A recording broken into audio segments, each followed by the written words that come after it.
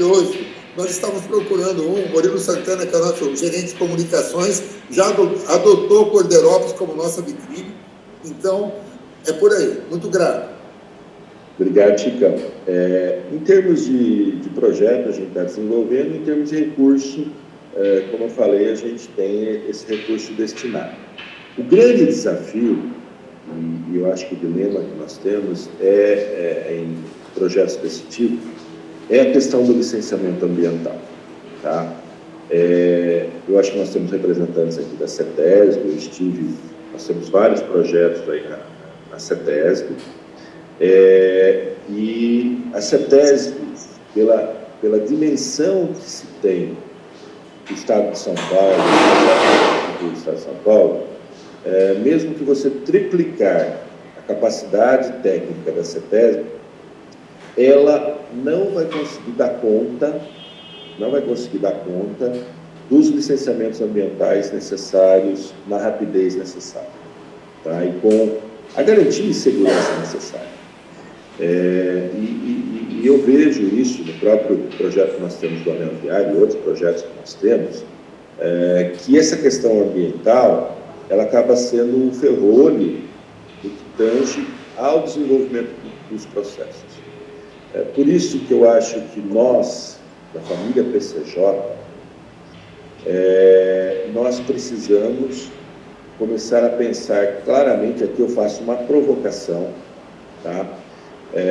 A região de São José dos Campos já está avançando nesse sentido, tá?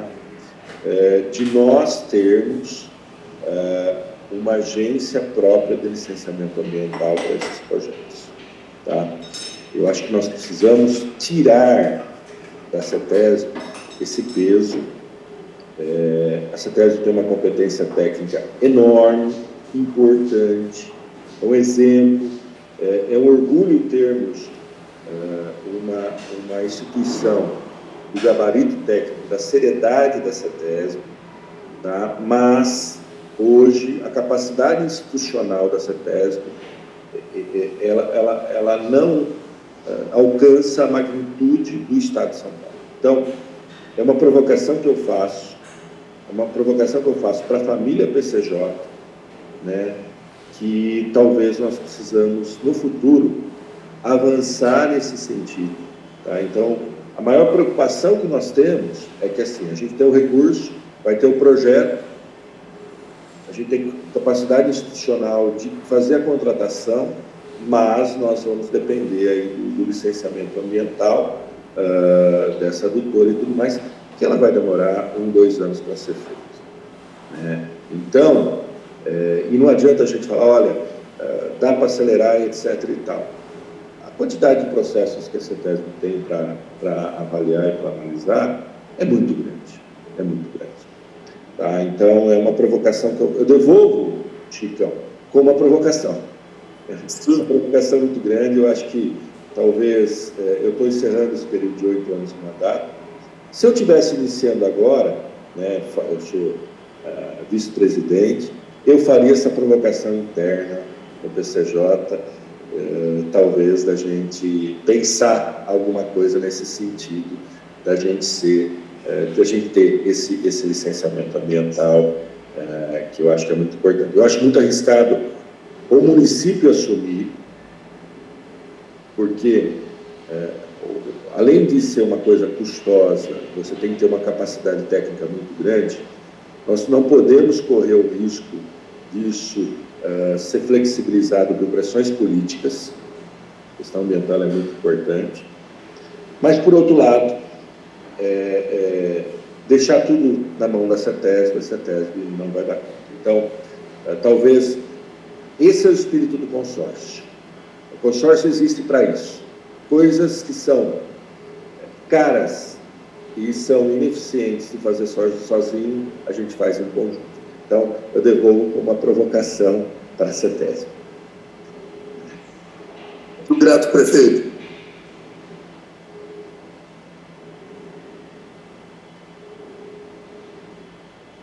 Perdão, estava fechado o microfone aqui. Muito obrigado, prefeito Adriano, pela provocação, né? Lembrar que, enquanto estadual, né, que não fala em nome da CETESB, claro, mas a própria CETESB criou uma agência específica dentro da sede para as grandes obras de infraestrutura do Estado, né? Imagino que essa seja a provocação do prefeito, né? Que a gente tenha também para alguns olhares de região, como o prefeito se referiu à região do Vale do Paraíba, né? Criou-se um consórcio intermunicipal.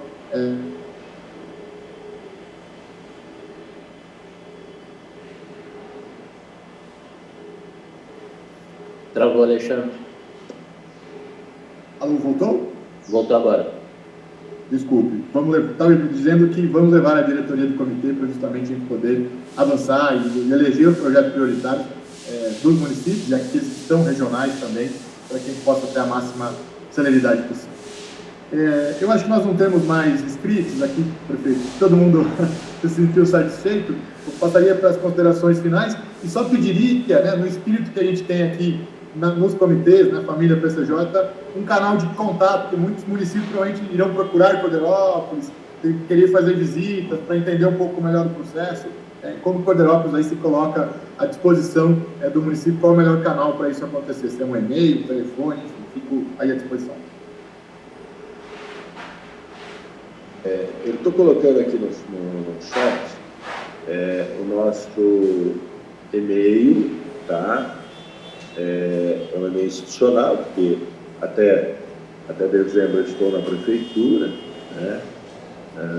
Eu brinco que esse final de mandato aqui, o prefeito que entra nesse final de mandato, a gente é ex-prefeito em exercício, né?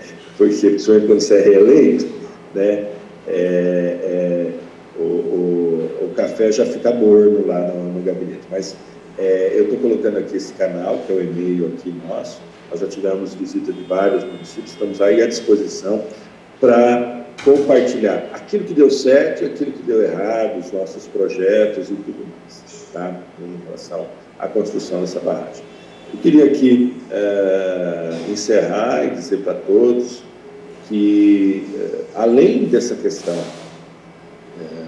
da barragem, uma das coisas que está nos garantindo também segurança hídrica é a conservação das nascentes, tá? O doutor Ivan está aí, ele participou desse processo aí, a gente fez aí a recuperação de praticamente 60 nascentes em parceria com o GAEMA, né?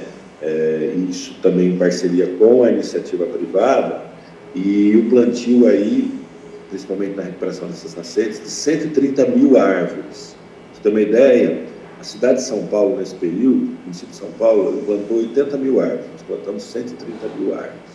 Inclusive, nos rendeu um prêmio da ONU em relação à questão de arborização também. Tá? Então, não é só construir uma represa, é você... Fizemos o tratamento de esgoto da cidade, é você garantir também as fontes de recarga dessa represa, de manutenção, né? Que aí é a recuperação e a conservação das nascentes do município. Então, são ações complementares que nós temos, que, claro, elas também envolvem a melhor gestão do SAI. Nós temos aqui os nossos representantes do SAI. O SAI precisa ser, o sistema de água do município, ele precisa ser tratado como uma empresa. Se nós tratarmos o SAI somente como um serviço de assistência social, o sistema não tem sustentabilidade. Nós vivenciamos aqui no município 18 anos de déficit do SAI. Hoje o SAI ele é superavitário. Por quê? Porque precisa ser tratado como uma empresa. Tá? A inadimplência do SAI era 60%, hoje é 9%. Tá? Então, você tem que também, não é só construir a represa, você tem que garantir sustentabilidade, seja sustentabilidade ambiental como sustentabilidade gerencial e financeira. Tá? Então, essas coisas têm que caminhar juntos, senão elas não, a conta não fecha. Ok? Então, eu queria aqui dar um abraço aqui a todo mundo, toda a nossa equipe aí que está conjunto assistindo, porque ninguém faz, participando, ninguém faz nada só, né? Eu acho que tem que ter uma equipe junto aí, articulada, para que as coisas aconteçam. Muito obrigado e parabéns a todos vocês. Vou deixar vocês aí, porque eu tenho aqui um outro compromisso, uma entrevista aqui para ser feita aqui nesse evento em Piracicaba do ESG. Muito obrigado.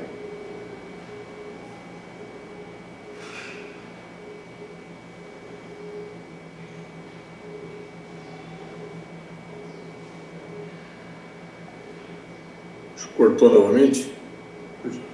Desculpa, eu caí. Alexandre caiu de novo. Ah, tá. Não, mas Mas, Voltou, Alexandre. desculpe, o prefeito Adnan já terminou a fala, é isso? Terminou. Perfeito, eu ouvi, perdão, prefeito, eu perdi só o finalzinho aqui, só em nome da CTMH aqui, então, fazer os nossos registros, agradecimento pela deferência, e a equipe, né, o presidente do SAI, o Joaquim, que está aqui conosco também, né, e toda a equipe aí de Corderópolis, com certeza está de braços abertos para visitar, e não precisa ter medo, né, a Sucuri, a Belzinha, pode visitar a barragem sem medo de... Beleza. E a gente deve estar, com certeza, equilibrado e sem grandes problemas aí. Então, prefeito, muito obrigado. CTMH sempre à disposição do comitê. E esta provocação em relação ao licenciamento, com certeza levaremos aí as instâncias do comitê para ver o que o comitê institucionalmente pode apoiar junto com a família PCJ, para que, de fato, a gente tenha muita celeridade nesses tipos de empreendimento, guardado, evidentemente, o cumprimento da lei. Muito obrigado, prefeito. Obrigado. Tchau. Bom, seguindo aqui com nossa pauta, então, retomando aqui a nossa agenda, esse era o primeiro item de pauta, a gente fez uma inversão, né? Voltando aqui, falar das nossas vazões. Vamos dar uma olhadinha para o sistema Cantareira. Eu vou novamente fechar minha câmera aqui, só para não ter o risco de nós termos o problema de conexão. Então, esse é o sistema Cantareira, os dados de ontem, né? Então, nós estamos operando hoje a 62% aproximadamente, né? A queda tem sido, nesse balanço, em torno de 0,1%, 0,2% ao dia, né? Então, aí fica fácil até fazer uma previsão de quanto que, sem a apresentação, quanto que o reservatório vai caindo. Só para fazer uma comparação, no ano passado nós tínhamos 78,9%, ou seja, uma situação um pouco mais confortável, mas para lembrar que nós tivemos 2023, no janeiro e fevereiro, extremamente chuvoso, muito acima da média, o que permitiu patamares dessa alcance. Em compensação, em 2022, né, para quem se recorda, nós tivemos já um biênio muito mais seco, entrando nessa mesma data, em 31/7, com um reservatório em 36%, claro que numa condição muito desfavorável em relação ao que a gente tem nesse momento, na ordem aí de 62%, operando aí na faixa normal. Neste momento, nós estamos descarregando para o PCJ 10 metros cúbicos por segundo, né, nesse mês de julho. A gente passou quase todo mês descarregando 9,75, 9,5, né, quase aí no 10, sendo 4,5 no Cachoeira, 4,5 no Atibaia, 9 no Atibaia e 1 no Jaguari. E São Paulo, o dado da retirada de ontem, 25,9, veja que, né, tanto São Paulo quanto o PCJ está retirando abaixo do que a gente pode chamar de teto, né? São Paulo tem um teto aí para essa faixa de 33, retirando ontem a ordem de quase 26, e a transposição do Paraíba do Sul continua, né, em funcionamento desde o dia 17/5, ontem transpondo lá do Paraíba para o Atibainha 7,71 metros cúbicos por segundo. Ontem estava uma afluência de 11,54, afluência natural, né, quanto vem do sul de Minas, mas em alguns momentos acaba que a transposição do Paraíba via bombeamento é igual ou até superior à afluência natural, né? A importância que essa obra tem no sentido de não deixar o reservatório deflecionar uma velocidade muito grande. O pessoal da Sabesp está aí, fiquem à vontade se quiser fazer algum complemento. Rafael, Alexandre, Luciano, não estou conseguindo ver em tela aqui, se tiver algum complemento no nome da Sabesp, que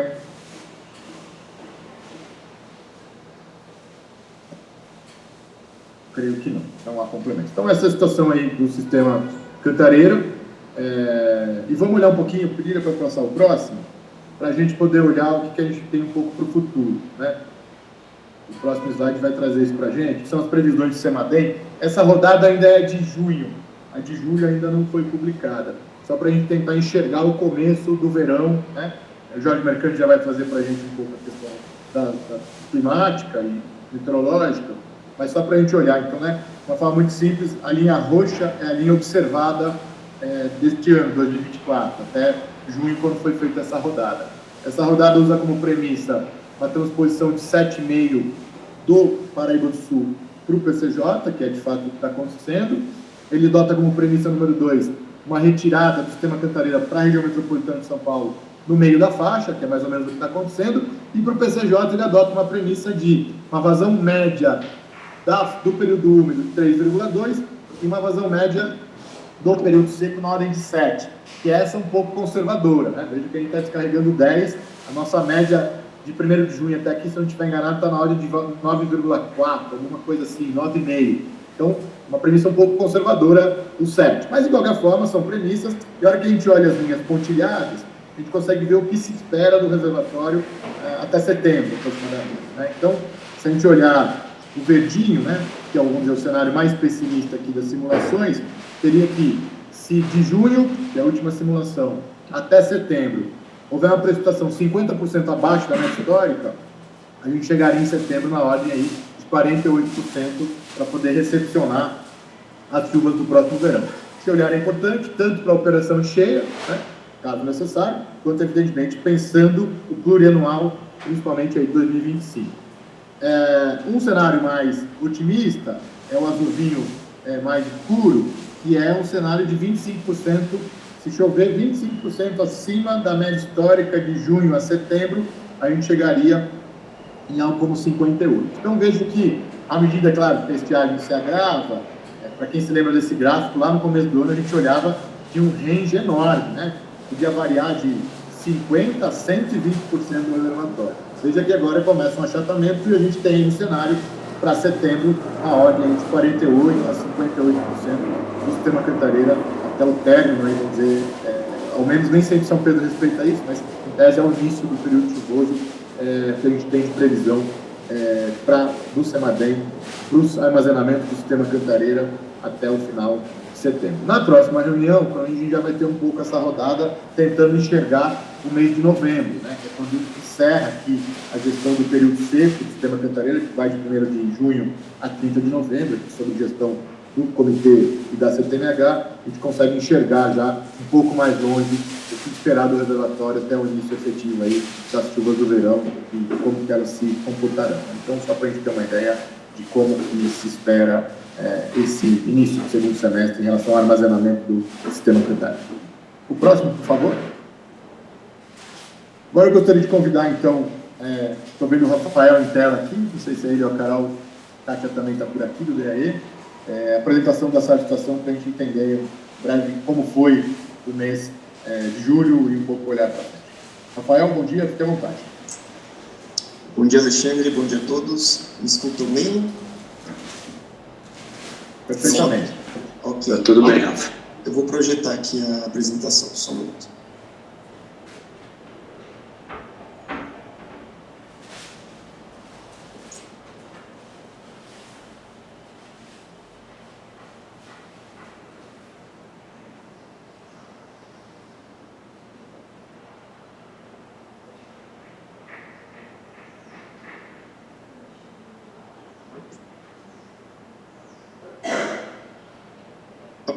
Apareceu para vocês a apresentação? Perfeito, por favor. Ok. Bom dia a todos novamente. Estou aqui junto com a parte da equipe da Sala de Situação PCJ, Ana Beatriz, coordenadora Kátia Casagrande. Vou mostrar para vocês aí, como pauta ordinária, né, o panorama do que aconteceu no mês de julho, alguns dados referentes ao sistema Cantareira, monitor de secas. Então, vamos lá. Iniciando pelos dados pluviométricos, geralmente a gente traz esse gráfico aqui, né, detalhado por subbacia, mas hoje eu trouxe só esse aqui com todas as estações que a gente coloca um balanço aí comparativo com média histórica, né, até para encurtar um pouco a apresentação por conta da pauta extensa. Então, aqui no mês de julho, né, a gente percebe que aí ao longo das bacias PCJ, né, as estações registraram acumulados aí que variaram entre 10, 50 milímetros. Boa parte das estações registraram acumulados acima da média, né, pontualmente, né, importante a gente destacar isso. Precipitações aí podem ter variado, né, de acordo com a região, principalmente porque as chuvas ficaram concentradas na primeira quinzena do mês de julho, né. Então, pelo gráfico aí a gente consegue perceber que a subbacia ali do Atibaia nós tivemos acumulados significativos, algumas estações da bacia do Jaguari nem tanto, né, com registros abaixo da média, passando ali mais a jusante, quando a gente tem a formação do Piracicaba, a gente tem algumas estações também que registraram, né, acumulados significativos, e tivemos também nas bacias do Capivari e Jundiaí os maiores acumulados, né, que chegaram ali no patamar de 50 milímetros no mês de julho, que aí é considerado precipitações dentro do esperado, né? Tanto em termos de média dessas estações, né, e também em relação à média climatológica. Então aqui, né, já adiantando essa questão da média climatológica, a gente tem aí um mapa do Brasil com uma distribuição de climatologia e de precipitação, que seria uma média, né, considerando aí dados de uma série de referência de 30 anos, né. No caso aqui é uma média de referência do INMET, né, do Instituto Nacional de Meteorologia, que vai de 61 até 1990. Então a gente vê que na maior parte das bacias PCJ eram esperados acumulados aí entre 1 e 50 milímetros. E aí quando a gente faz um zoom aí do que aconteceu para as bacias PCJ, a gente percebe que os acumulados foram dentro aí do esperado, né, variando entre 10 e 50 milímetros, principalmente ali na subbacia do Jundiaí, Capivari e Atibaia, Piracicaba.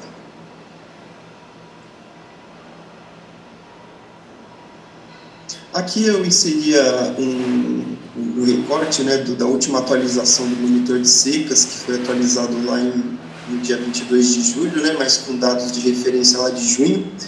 Então, a gente percebe aí que, comparando com os últimos produtos do monitor de secas, houve uma piora, né, nos parâmetros de análise, do monitor de secas, né? Então o DAE participa desse processo de validação dos dados, se apoiando ali em observadores do estado de São Paulo, e aqui a gente percebe que as bacias PCJ ela vem tendo um avanço de seca fraca, né? E ali logo na retaguarda a gente tem a seca moderada já predominante no norte, nordeste do estado de São Paulo, perigando aí avançar também aqui para o sudeste. Então, a gente também pode destacar essa questão das chuvas, né, registros abaixo do esperado, que vem acontecendo aí desde dezembro de 2023.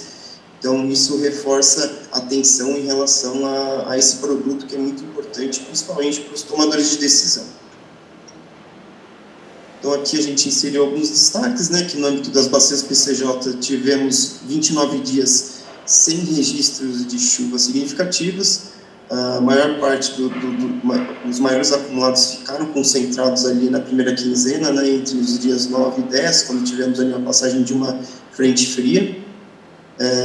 E no âmbito das bacias PCJ, quando a gente faz esse comparativo com média climatológica, houve um predomínio de acumulados dentro da média climatológica. Em relação aos dados fluviométricos, né, dados de nível, vazão dos rios, né, a gente também procura trazer aqui dados de estações que estão ali mais próximos, né, do ponto de entrega, né, mais próximos do exutório de cada subbacia.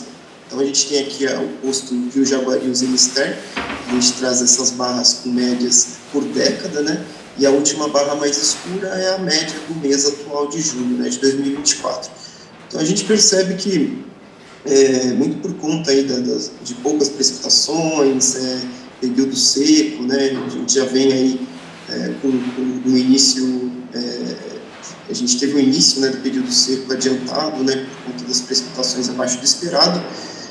Então a gente percebe que ao longo aí das bacias a gente vai ter acumulados não, né, vazões médias abaixo do que era esperado, né, em termos de média histórica. Então aqui, no caso do posto Rio Jaguari e Zemister, a vazão ficou em torno de 8,60 metros cúbicos por segundo, né, abaixo quando a gente compara aí com as outras décadas da série histórica, né, que inicia ali nos anos 40. Em relação à subbacia do Atibaia, a gente traz os dados aqui do posto Rio Atibaia acima de Paulínia. Tivemos a mesma situação, né, vazão ali em torno de 13,8 metros cúbicos por segundo, e ficou abaixo quando a gente compara com as médias históricas. Em relação ao posto no Rio Piracicaba, né, a gente geralmente pega o posto Rio Piracicaba em Artemis, que é o último posto ali na subbacia do Piracicaba, e a gente percebe a mesma situação, né, uma vazão média do mês de julho baixa, em torno ali de 31,70 metros cúbicos por segundo, e abaixo, né, do que aconteceu nas últimas décadas.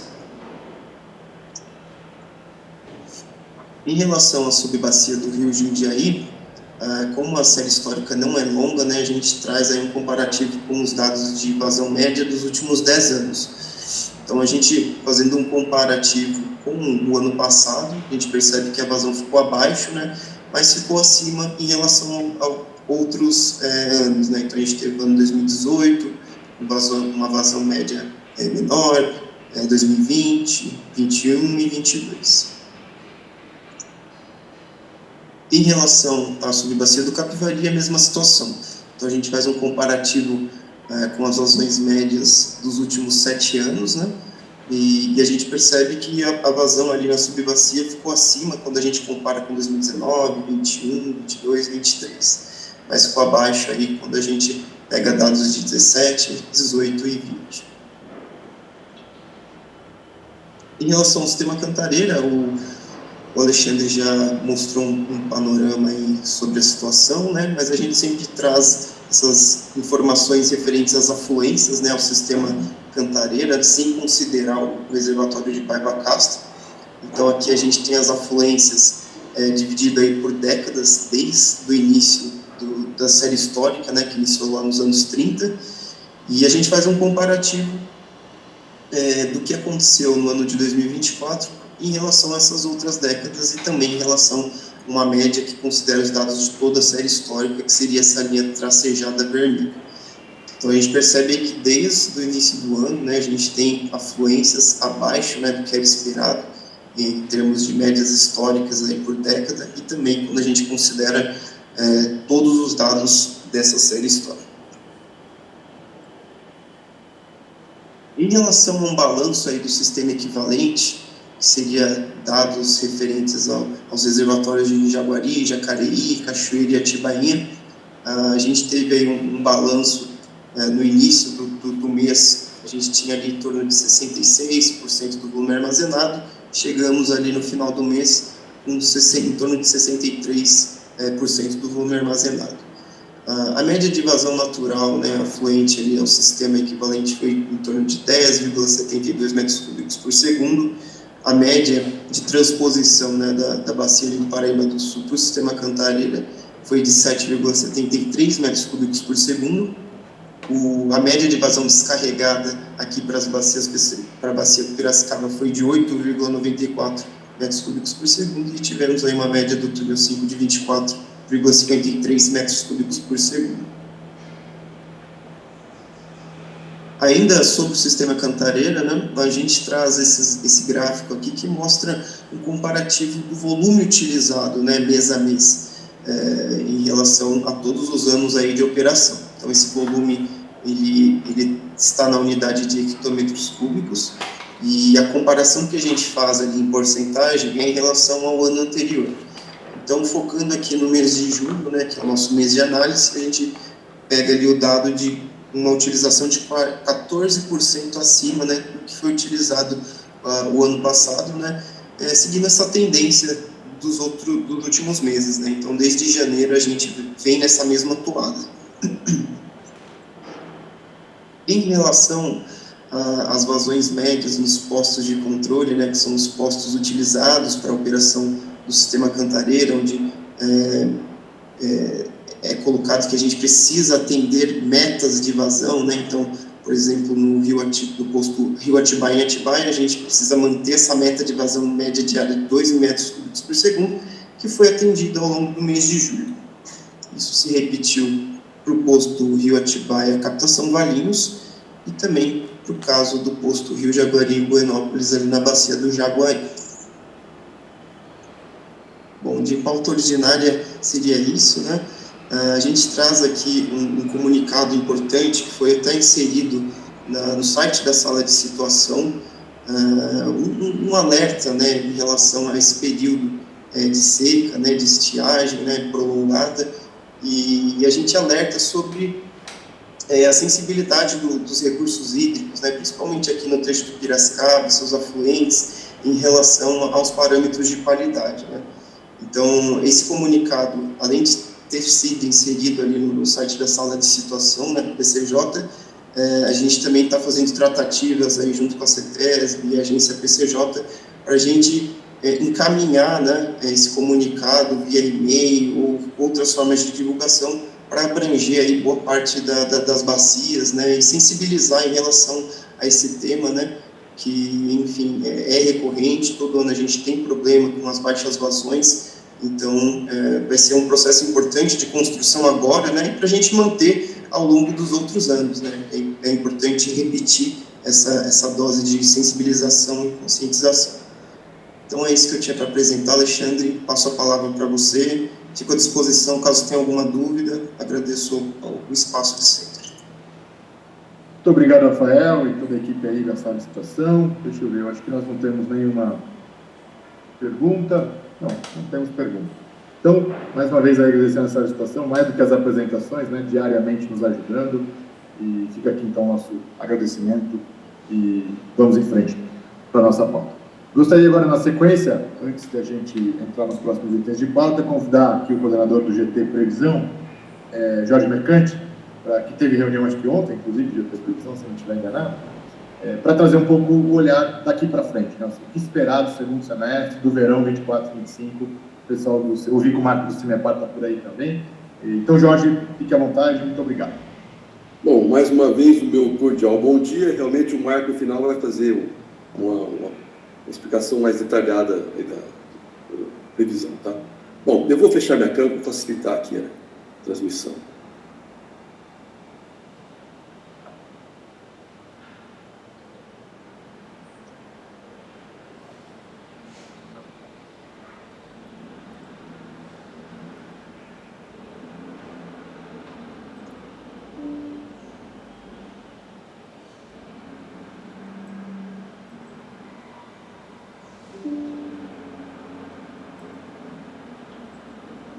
Bom, vamos lá. Eu vou passar agora aqui como foi a previsão hidrológica no mês de julho, né? A gente observa que em Buenópolis, em 26 dias, a vazão observada foi 20% menor que a prevista, com 3 dias de antecedência. É um resultado muito bom. E Atibaia, 30 dias. Atibaia que teve um problema no mês anterior, em junho, agora vamos ver.